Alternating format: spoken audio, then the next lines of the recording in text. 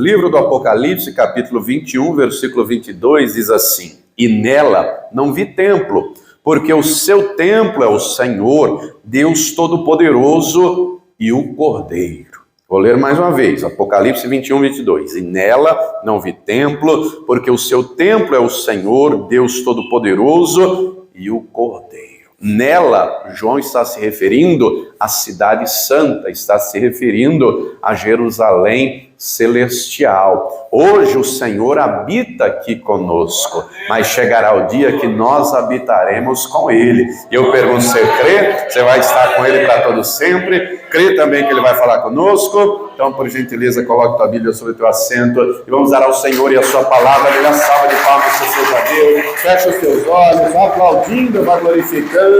Senhor, nosso Deus e Pai, Deus bendito, santo, amado e todo-poderoso. Meu Deus, a tua igreja te aplaude, te glorifica. Abra os céus agora e receba o louvor da tua igreja. E por essa mesma abertura, vai derramando a tua graça, a tua bênção, a tua virtude e o teu poder. Ninguém veio aqui ouvir o homem falar. Todos viemos por tua causa, meu Pai. É para te adorar, para te glorificar, para te bendizer, para exaltar o teu santo nome, para aprender do Senhor. Que eu diminua, o Senhor cresça, remova toda barreira, todo obstáculo e envie a tua palavra com poder e autoridade. E que a tua palavra agora vá e produza o resultado para qual está sendo enviada, em nome do Senhor Jesus. Diga amém, Senhor. Tome teu assento, por gentileza, mas preste muita atenção, não se distraia. Se você trouxe papel e caneta, tome nota do que vai ouvir e aprender. Amém? Muito bem. Aqui no capítulo 21 de Apocalipse, é revelada a João, é mostrada a Jerusalém celestial.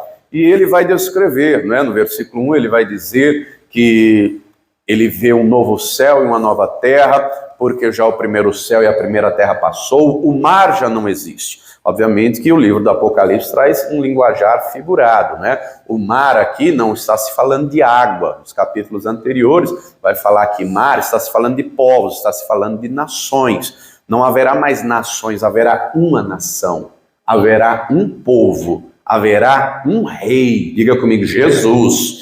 Jesus, haverá um povo e um rei numa cidade, numa nova terra, no novo céu. E João vê, e ele vai descrevendo que ela desce do céu, adereçada, bonita, linda, e a descrição aqui é esplêndida. No versículo 3, ele vai dizer que ele ouviu uma voz do céu que dizia: eis o tabernáculo de Deus com os homens.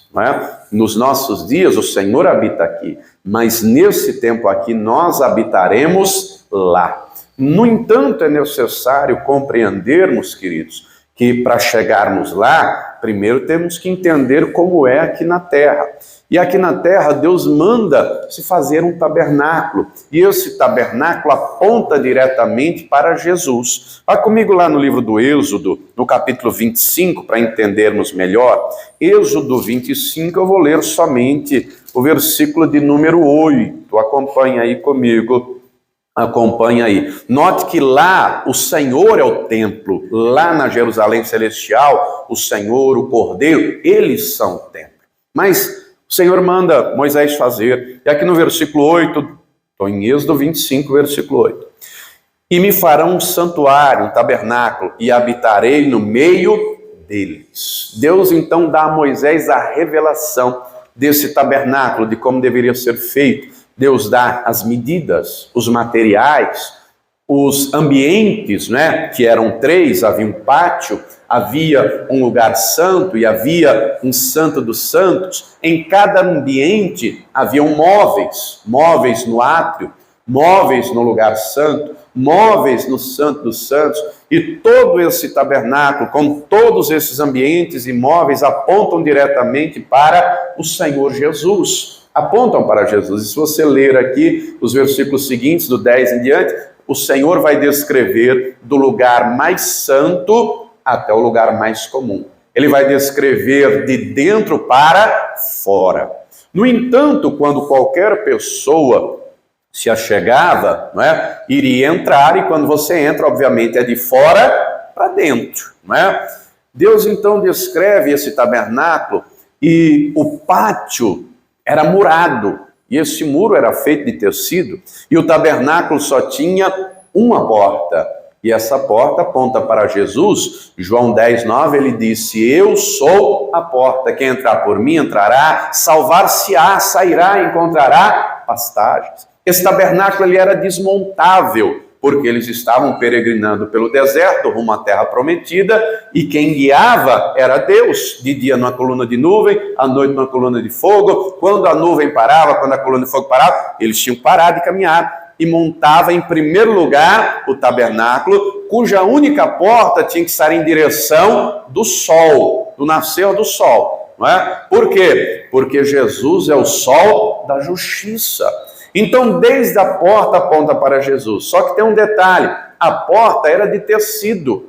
Você sabe que tem porta de madeira, tem porta que é de ferro, tem porta que é de aço. Por que Deus manda fazer de tecido? Porque de tecido o acesso é mais fácil, o acesso é mais simples. Jesus é a porta, e ele é a porta da salvação e não a outra. As religiões dizem que todos os caminhos levam a Deus. Não, só tem um caminho que leva a Deus, e esse caminho vai dar numa porta, e Jesus é o caminho, a verdade e a vida. Quem está entendendo, diga glória a Deus.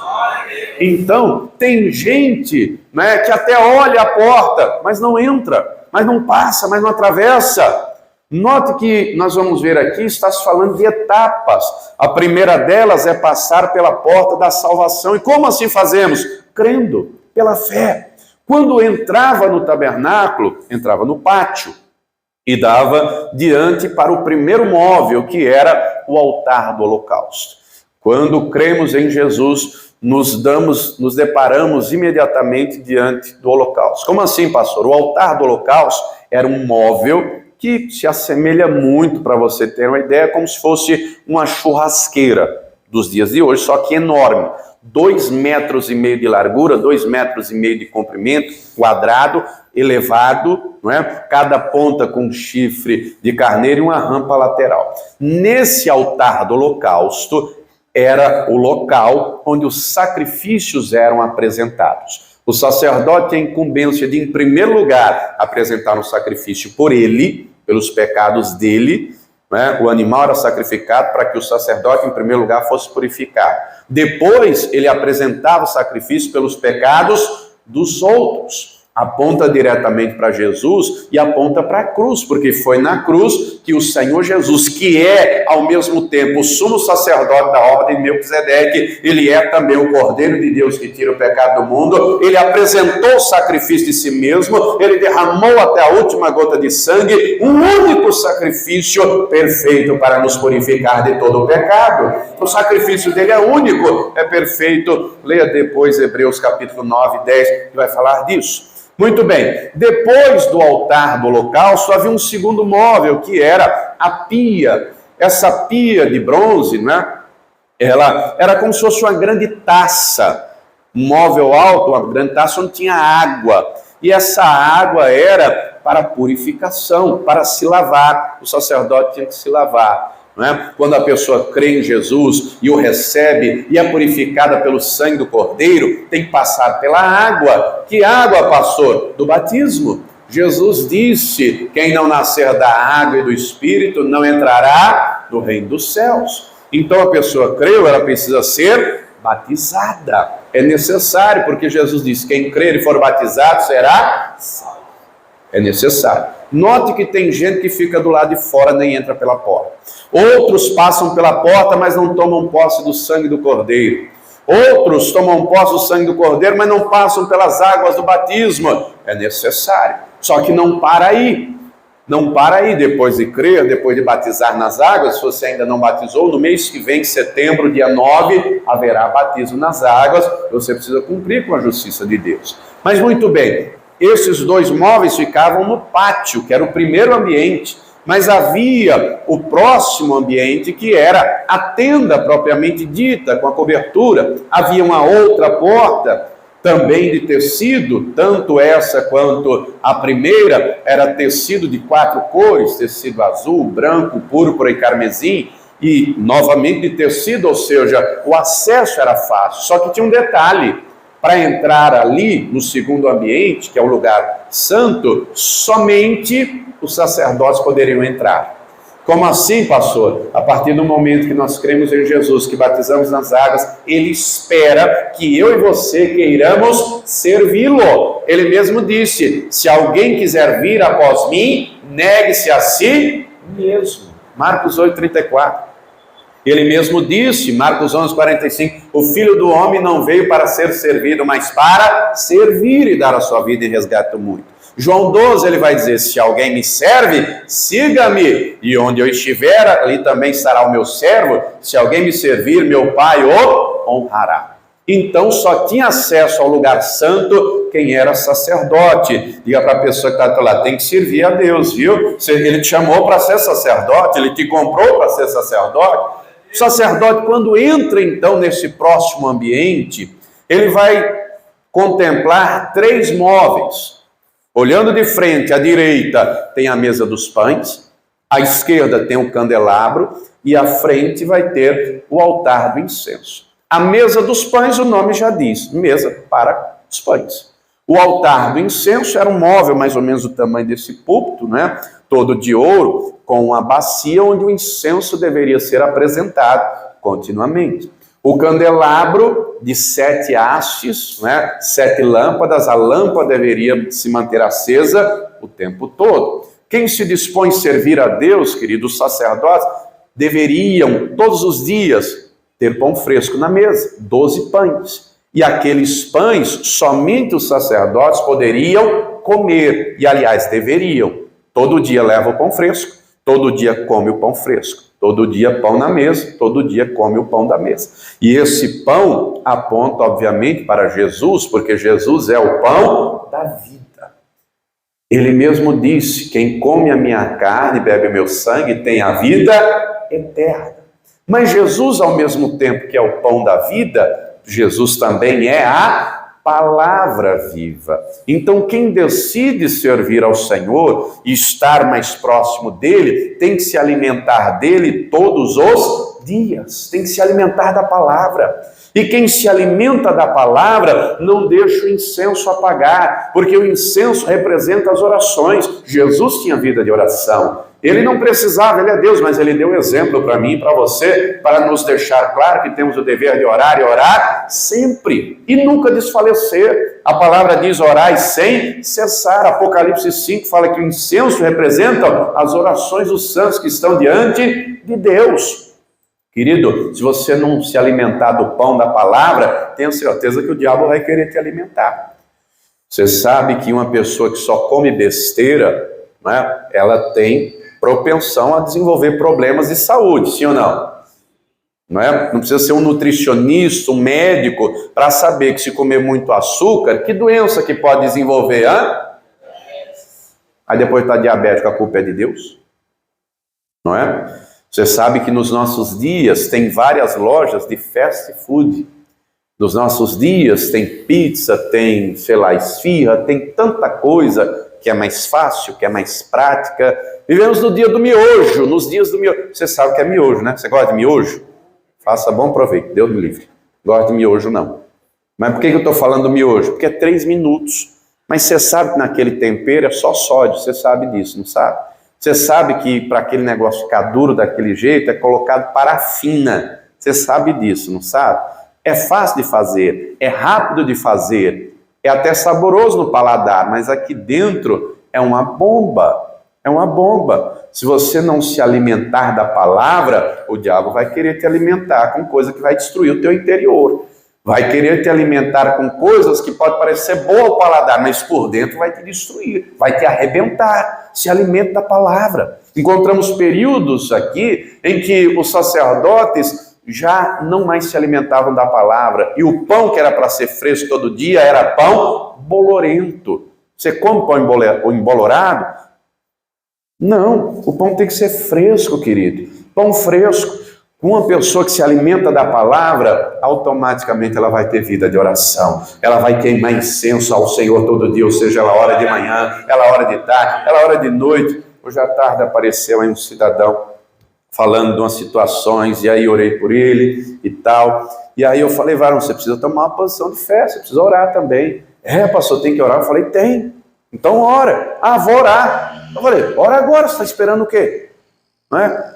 Não, vou orar depois. Eu falei, depois? Eu falei, você vai no mercado fazer o quê? Ele falou, comprar comida. Eu falei, você vai numa lanchonete, aliás, no hospital fazer o quê? Passar no médico. Eu falei, na igreja você vem fazer o quê? Orar, buscar Deus. Eu falei, então dobra o joelho, criatura, e vai orar. Eu já orei por você, agora você tem que fazer a sua. Querido, se só ouvir e não fizer, meu irmão, você está se alimentando agora dessa palavra, mas se alimente aqui, se alimente na sua casa, se alimente em todo lugar. Ore não só aqui, mas ore na sua casa, ore no seu trabalho, ore todo dia, ore de manhã, ore meio-dia, ore à tarde, ore de noite, ore de madrugada, ore, apresente o incenso da oração diante do Todo-Poderoso. No ambiente, então, do lugar santo, além da mesa dos pães, e mesa também é comunhão, e nós temos que ter comunhão com o Senhor, além do incenso da oração, havia lá o candelabro, com lâmpadas, que o sacerdote tinha a responsabilidade de todos os dias recarregar de óleo, recarregar de azeite, para que houvesse fogo, não é? E o fogo era para que houvesse luz no ambiente. E querida, Jesus é a luz do mundo. Quem anda iluminado por Jesus não andará em trevas, mas terá a luz da vida. Ele quer você andando iluminado na presença dele. As trevas estão aí. Antigamente, a turma das trevas se escondiam. Hoje não se esconde mais não. Se você não andar iluminado pela palavra, o Deus desse século, que é Satanás, vai trabalhar para te cegar. Está escrito isso, 2 Timóteo, 2 aos Coríntios 4, versículos 3 em diante, né? O Deus desse século cegou o entendimento dos incrédulos para que não lhes resplandeça a luz do Evangelho de Jesus Cristo. Antigamente era escondido, hoje em dia não é mais não. Hoje em dia estão aí, tem aí o bar para Exu. Esses dias, nesse mês, houve na Avenida Paulista a marcha para Exu. Antigamente as coisas eram mais ocultas. Hoje está aí nas ruas, está aí as drogas nas ruas, está aí as pornografias, os homossexualismos. Antigamente, gente que ia fazer, por exemplo, um pacto, um trabalho, um despacho, era algo escondido. Hoje em dia, postam na rede social. Os satanistas estão aí. Antigamente, políticos, pessoas famosas que iam fazer pactos, eram escondidas. Hoje, levam satanistas para a sede do governo.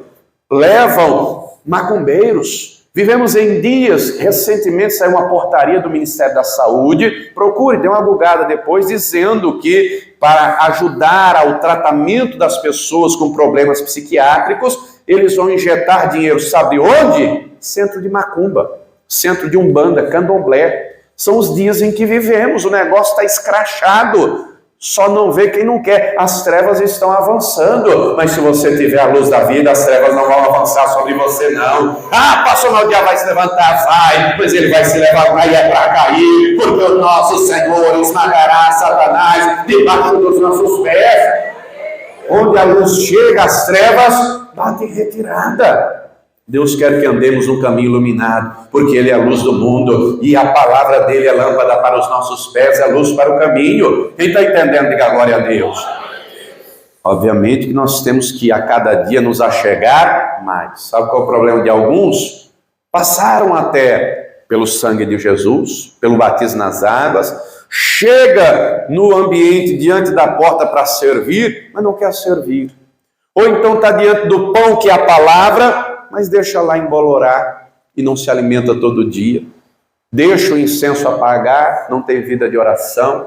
Deixa o candelabro faltar o óleo, e se não tem óleo não vai ter fogo, e se não tem fogo não vai ter luz aqui dentro. Tudo isso aponta para Jesus. Querido, nós devemos buscar ao Senhor enquanto se pode achar, e é tempo de buscar ao Senhor, é tempo de se encher do azeite, é tempo de buscar o fogo do Espírito, para que tenhamos um entendimento iluminado. Quem está entendendo até aqui, diga glória a Deus. Mas havia ainda um terceiro ambiente, e esse terceiro ambiente era o mais sagrado, que era o Santo dos Santos. Havia uma cortina, havia um véu que separava. E nesse terceiro ambiente, somente o sumo sacerdote, uma vez por ano, ele poderia entrar. Uma vez por ano. Lá, dentro desse terceiro ambiente, havia um móvel mais sagrado. Qual era mesmo? Você lembra? E os outros não lembram, não? Curso de teologia, para quem não lembra, então, temos uma matéria que passamos, praticamente um módulo inteiro falando do tabernáculo. A Arca da Aliança. E a Arca da Aliança, dentro dela, a arca era uma caixa, tá? Uma caixa mais ou menos de 1,5 m por 70 de largura. Deus manda Moisés fazer de madeira de cetim, revestir de ouro por dentro e por fora. Dentro dela tinham 3 coisas, que eram as tábuas da lei, o pote de ouro com maná e a vara de Arão que floresceu. A tampa da arca da caixa era feita uma peça única de ouro, toda esculpida, trabalhada, com 2 querubins de asas assim apontadas um para o outro, olhando para o centro da base. E o Senhor vai dizer a Moisés: você faça, porque eu vou vir aqui em cima da tampa do propiciatório e vou me manifestar a você e vou trazer a minha glória. Os itens dentro apontam todos para Jesus, porque ele é a palavra viva, As tábuas da lei apontam para Jesus. João capítulo 1, versículo 1 está escrito: no princípio era o verbo, e o verbo estava com Deus, e o verbo era Deus, e o verbo se fez carne e habitou entre nós e vimos a sua glória. Querido, quando entramos no lugar mais próximo do Senhor, Ele tem maná escondido, mas Ele só dá esse maná escondido para os íntimos, Ele só dá esse maná escondido para quem se aproxima, naquilo que depender dEle. O véu Ele já rasgou de alto a baixo, na cruz do Calvário, Ele rasgou o véu, Ele liberou o acesso para mim e para você. Quem está entendendo, diga glória a Deus. Ele não nos quer ver apagados, mas Ele quer nos ver resplandecendo, assim como aquela vara de Arão que floresceu, você vai resplandecer a glória dele e vai ter comunhão e intimidade com ele. Muito bem. Moisés então faz o tabernáculo do jeito que Deus falou. Depois você lê aqui, a partir do capítulo 35, leia. Chega o dia então que o tabernáculo é concluído. Capítulo 40, eu resumi tudo aqui. Êxodo 40, versículo 34. Quando então o tabernáculo é concluído, diz aqui o versículo 34, Êxodo 40, 34. Então a nuvem cobriu a tenda da congregação, e a glória do Senhor encheu o tabernáculo. De maneira que Moisés não podia entrar na tenda da congregação, porquanto a nuvem ficava sobre ela, e a glória do Senhor enchia o tabernáculo. Note que nós falamos de etapas. Naquilo que depender de Deus, tudo já está preparado. Agora nós temos que fazer a nossa parte. Somos nós que temos que passar pela porta da salvação, que é Jesus Cristo. Somos nós que temos que ser lavados e remidos pelo sangue dele, batizar nas águas, lembrando que o batismo é um só, Efésios 4, há um só Deus, uma só fé, um só Espírito, um só batismo, batismo por imersão. Na Bíblia não se acha ninguém que é batizado por aspersão, todos foram imergidos na água, porque batismo significa imersão, sepultamento. Muito menos na Bíblia qualquer criança batizou. Você pode pegar, seja uma Bíblia protestante, pegue uma Bíblia católica, seja edições paulinas, da editora Ave Maria, da CNBB, o texto é o mesmo. Não tem uma criança que batizou, porque Jesus disse: quem crer e for batizado será salvo. Tem que ter arrependimento dos pecados. Tem que se arrepender, a criança já é salva. A partir do momento que cresce e tem discernimento, aí tem que se arrepender e tomar a decisão própria de batizar. Temos que entrar num próximo ambiente, um lugar santo, e nos alimentar todos os dias da palavra, e ter vida de oração, e andar iluminados pela lâmpada que é Jesus, pela luz do mundo, pela luz da palavra. Mas ele rasgou o véu para nos achegarmos diante do Santo dos Santos, no lugar mais sagrado, para que ele manifeste a glória dele. Quem está entendendo, diga glória a Deus. Querido, o acesso está liberado, não fique do lado de fora, você não precisa ficar só até no pátio, não precisa ficar só no lugar santo. Diga para a pessoa que está lá, tem que chegar no lugar mais sagrado, tem que chegar na presença do Altíssimo, onde a glória dele se manifesta.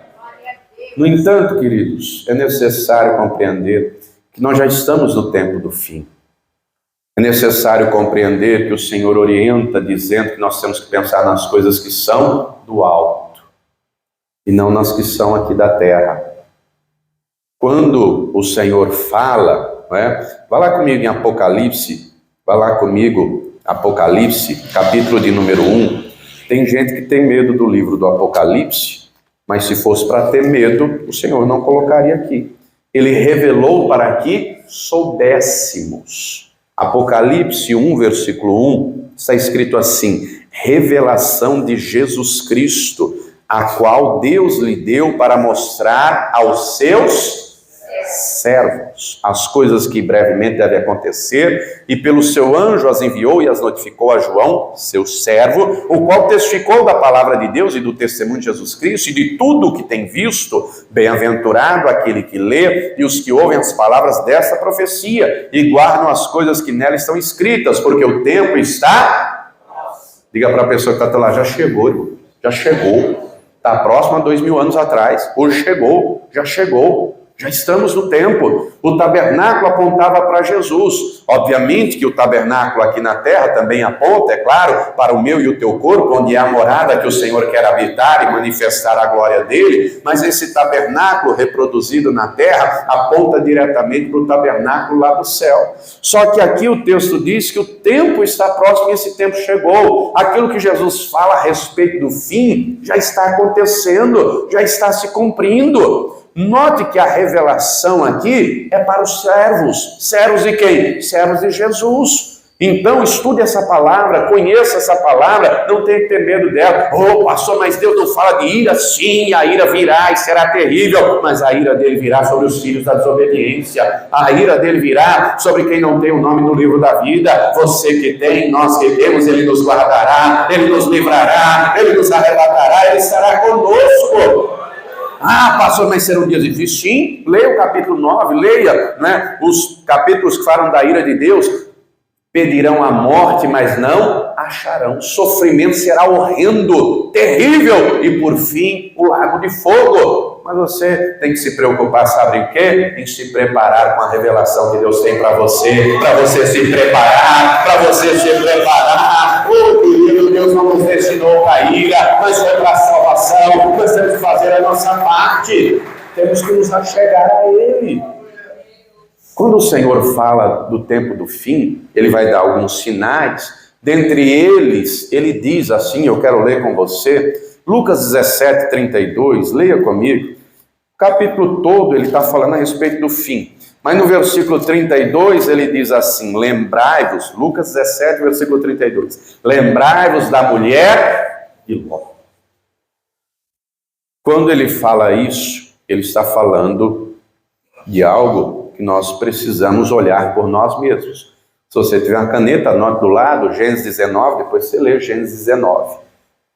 Deus envia 2 anjos lá a Sodoma, a casa de Ló, e o Ló hospeda esses 2 anjos, e eles deixam claro o propósito da visita, viemos destruir este lugar. E avisam, e os anjos dizem, pega tua mulher, tuas filhas, seus genros, e vai embora. E aí o texto diz que ele foi falar com os genros, e os genros tiveram ele, né? Os genros no sentido de noivos, tá? Que as filhas não eram casadas ainda. E os genros têm ele por zombador. Tá maluco? Essa cidade vai ser destruída? Vai nada. Você tá maluco, Ló? Aí ele volta para casa. E aí ele fica demorando, ele fica enrolando. O texto diz, depois leia, os 2 anjos pegam pela mão. E no mesmo versículo diz, sendo o Senhor misericordioso. Pegam Ló, a mulher do Ló, as 2 filhas do Ló, pegam pela mão e levam até fora da cidade e dizem, vão para o monte, subam a campina, porque depois virá a destruição. Mas os anjos dizem mais, não olhem para trás. E aí você conhece a história, né? Eles estão indo, mas dali a pouco a mulher do Ló olhou para trás. E quando ela olha para trás, Deus transforma ela numa estátua de sal. E o que é que quer dizer o olhar para trás? Ela saiu de Sodoma, mas o coração dela não saiu. E querido, querida, nós já estamos no tempo do fim. É necessário então termos cuidado. Se você não se aproximar do Senhor a cada dia, se você não se manter a cada dia, se cada um de nós não nos mantivermos nos alimentando dessa palavra, o diabo vai oferecer os miojos da vida. Se você não se mantiver apresentando a Deus o incenso da oração, o diabo vai te oferecer distração. Ele vai te oferecer entretenimento. Nada contra a televisão, tenho televisão em casa, mais de uma, tenho rede social, nada contra, tenho celular, inclusive o celular que está transmitindo agora. Agora, tudo isso é útil, é necessário, não é verdade? Você não tem um celular também, você não tem uma televisão também, você certamente deve ter uma rede social. O problema não está no aparelho, está no tempo que a gente gasta nele, está em colocar o coração nele. Se você não andar iluminado na palavra, Satanás vai querer trazer trevas para te engodar. Com sinceridade, quem já deu uma canelada à noite? Quando foi no banheiro, quando foi na cozinha, já deu uma canelada? Estava no escuro? Está cheio de gente dando canelada na vida. Meu irmão, você vai continuar dando canelada até quando? Jesus tem luz para você, Ele é a luz do mundo. Ele abre o entendimento. Aí tem gente que às vezes não compreende. Mas por que, pastor, eu estou passando por isso? Porque a palavra diz, no mundo tereis aflições, mas tenha bom ânimo, eu venci o mundo. Querido, a maioria dos nossos problemas nós causamos. Então, cuide, por exemplo, da sua alimentação, você vai evitar de ter problema de saúde. Cuide do seu casamento, que você vai evitar de ter problema sentimental, conjugal. Cuide da sua vida financeira, saiba administrar, que você vai evitar um monte de problemas. Mas mesmo que façamos tudo certinho, o Jó fez tudo certinho, não fez? O próprio Deus elogiou ele, mas Deus isentou ele de passar por muitas aflições? Não, porque Deus queria lapidar a fé dele. Então, como diz Isaías 48:10, o Senhor nos forja na fornalha da aflição, mas não é para nos destruir, é para resplandecer a nossa fé e glorificarmos o nome dele. Então, querido, não olhe a aflição com desespero, com angústia. Pastor, será que Deus me abandonou? Não, Deus não te abandonou. Ele não permitiu um fardo maior do que o que você aguente. Se a aflição veio, ore mais, jejue mais, clame mais, porque o teu Deus está contigo para te dar vitória. Tenha discernimento. Quem está entendendo, diga glória a Deus. E para vencer as batalhas tem que se aproximar do Senhor, tem que entrar no Santo dos Santos. Pastor, e se o diabo se levantar, ele vai. Tenha certeza disso, tenha certeza que ele vai, mas maior é o Senhor que está conosco, maior é o Senhor que nos fortalece, que nos reveste, que coloca sobre nós a armadura para combatermos o bom combate da fé, para vencermos. Quem está entendendo, diga glória a Deus. Agora tome cuidado com o seu coração. Tome cuidado com a distração. Numa sexta-feira como essa, os bares estão lotados. Numa sexta-feira como essa, os bailes, as baladas estão lotadas. Numa sexta-feira como essa, tem gente por aí que por causa da chuva, Deus sabe, não vou. Querido, se esforce na presença do Senhor a cada dia.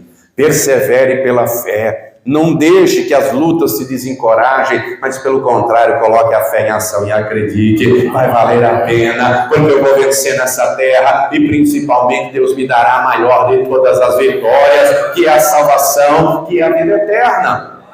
Compreenda, como João disse lá em Apocalipse 1:3, o tempo chegou. O tempo já é hoje, a palavra já está se cumprindo.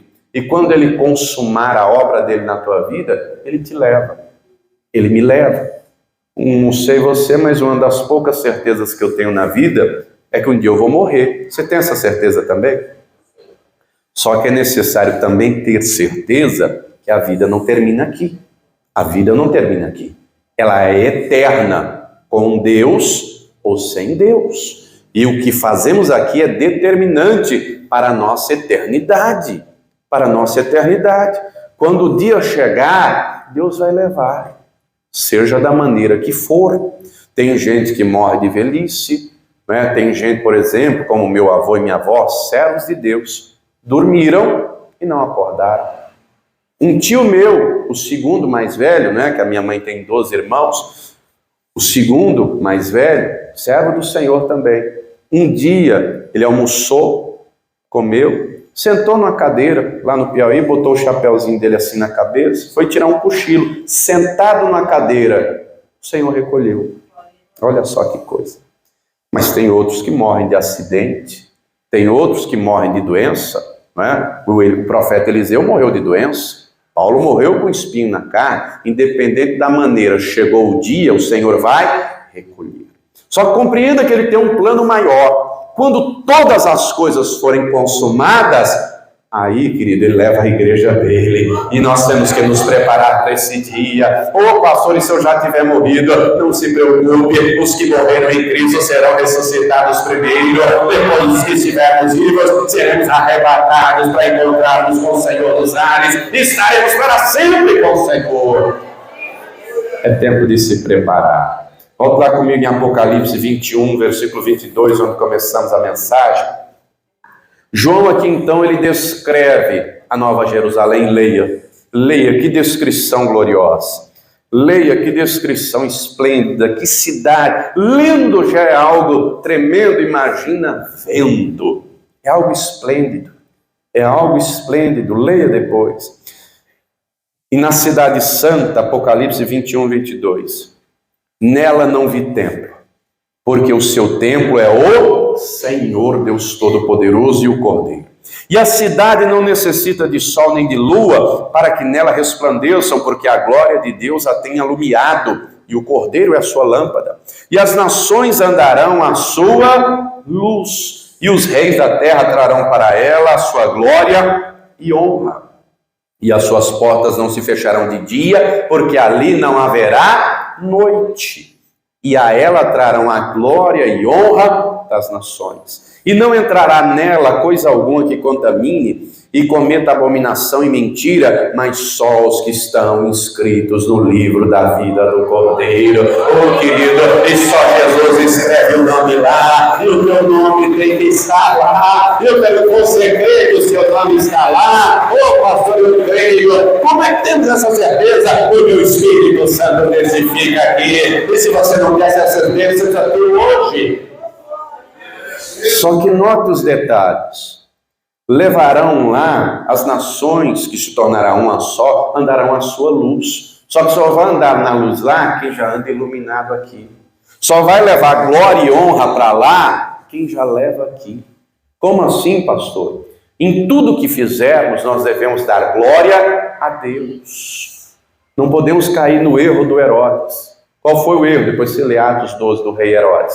Foi querer para si a glória que é de Deus, ou seja, se fazer Deus. Se fez uma divindade, morreu com medo de bicho. Tudo aquilo que você fizer, como Paulo orienta, 1 Timóteo 10, quer comais, quer bebais, faça tudo para a glória de Deus. Tem comida? Glória a Deus. Não tem comida? Glória a Deus. Tem saúde? Glória a Deus. Está doente? Glória a Deus. Alguém te elogiou? Glória a Deus. Em tudo temos que dar glória a Deus. A nossa vida tem que ser para a glória de Deus, para que o nome dele seja glorificado. Quem está entendendo, diga glória a Deus. Nós devemos honrá-lo com o que somos e com o que temos. Honrá-lo já nessa vida. Porque se não honrar aqui, não vai honrar lá. Certa feita vi uma definição muito simples de honra. E quem disse honra é ter o outro em primeiro lugar. Obviamente que aqui esse outro representa o Todo-Poderoso. Ele tem que estar em primeiro lugar na nossa vida. Querido, querida, vai valer a pena estar lá. Vivemos em dias que muitos por aí sequer pregam mais sobre a salvação e a vida eterna. Vivemos em dias em que o coração de muitos está tão entranhado nas coisas dessa terra que nem se preocupam mais com a eternidade.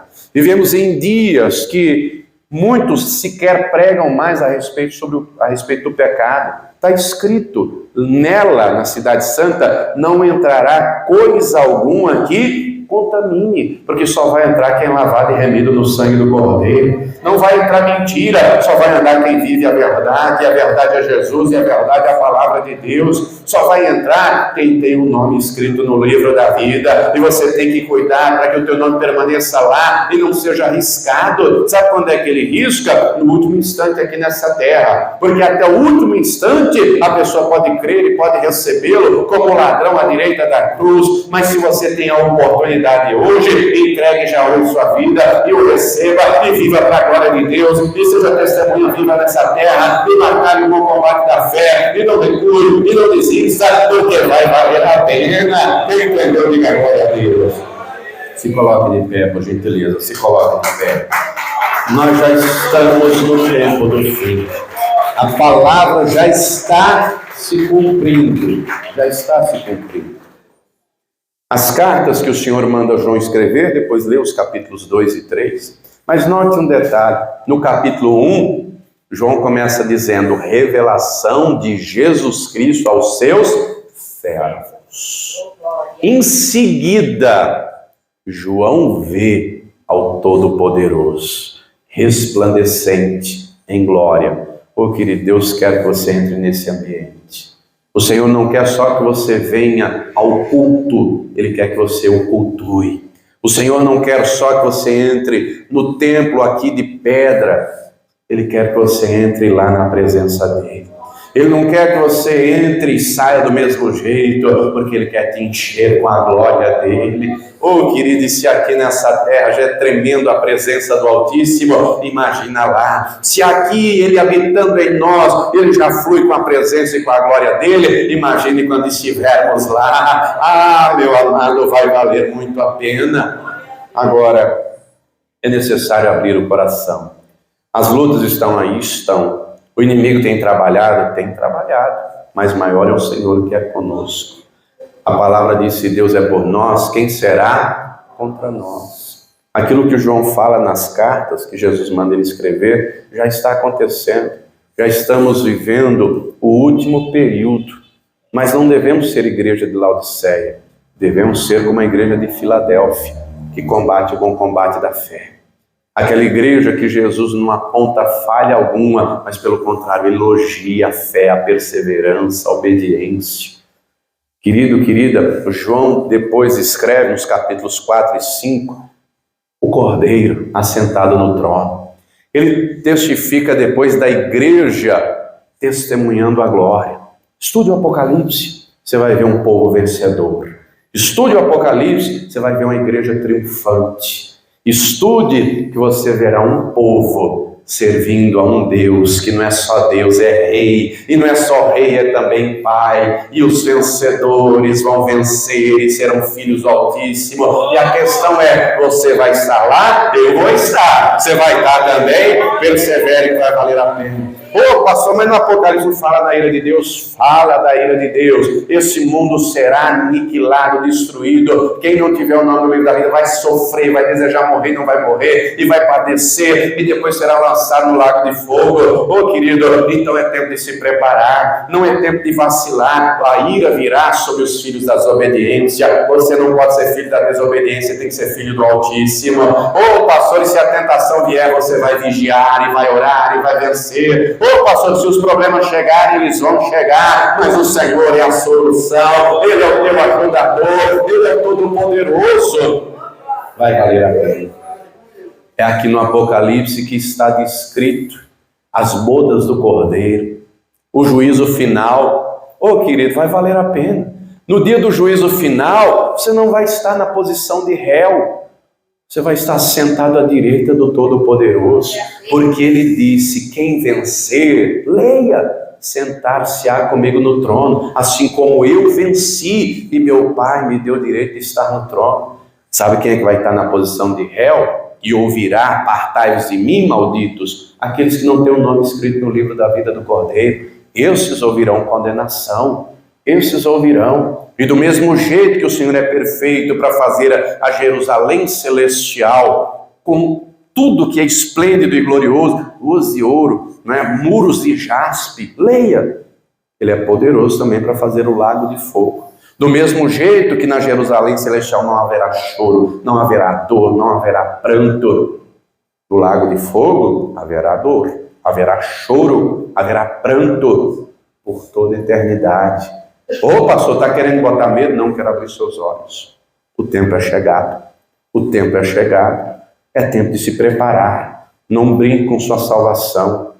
Não brinque, não fique com os olhos só nessa terra, mas levante os olhos. Porque Jesus disse, quando os dias estiverem se cumprindo, levante os olhos e exulte, e glorifique, e se alegre, porque está próxima a redenção. Sozinho não conseguimos. É por isso que Ele nos ajuda. É por isso que Ele nos fortalece. É por isso que Ele nos reveste. Amém? Nós vamos orar. Mas eu quero convidar a todos. Sai do seu lugar, vem aqui à frente que nós vamos orar. Por quê, pastor? Por que você chama? Querido, querida, o templo aqui tem um layout do tabernáculo. Como assim, pastor? Está lá fora a porta de entrada. Tem ali uma porta de vidro, tem aí o átrio, tem aqui esse espaço e tem aqui essa plataforma. Você acha que essa plataforma é só um lugar diferente, com um piso diferente desse daí? Não, querido. Isso aqui representa o lugar mais santo desse ambiente aqui, ó. Desse ambiente aqui. Isso aqui representa o Santo dos Santos. Quando eu chamo para vir para frente, não que eu seja Deus de maneira nenhuma, né? O Senhor que é Deus, eu não caio na besteira de querer para mim a glória que é de Deus, não. Mas a Bíblia diz que o pastor é o anjo da igreja. É o anjo da igreja. O altar não é meu, o altar é do Senhor. O altar é santo.